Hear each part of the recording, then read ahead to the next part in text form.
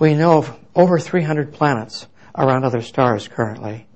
These planets are generally gas giant planets, very much like Jupiter and Saturn, enormous gas balls.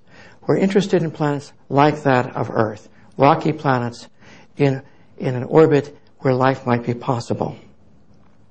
Kepler is designed to find hundreds of Earth-sized planets, if such planets are common around stars. Dozens of these planets if they're in a habitable zone. And if we find that many, it certainly will mean that life may well be common throughout our galaxy, because there's an opportunity for life to have a place to evolve.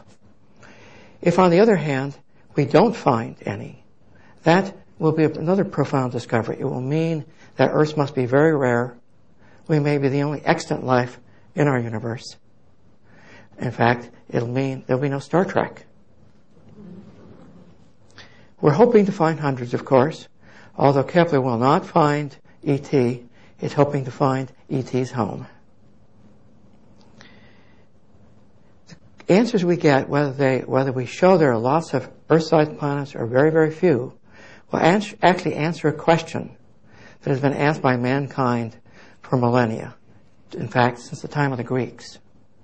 They asked, are there other worlds, or are we alone? So we should get that answer. I've mentioned the habitable zone, and the habitable zone needs to be defined here. And so I'd like to start with the first animation. Basically, when we're trying to find these planets, we're measuring orbital periods.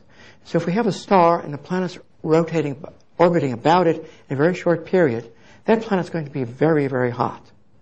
The super-Earth that was discovered earlier this month has an orbital period of about 21 hours and a surface temperature somewhere between 1,000 and 1,500 degrees centigrade.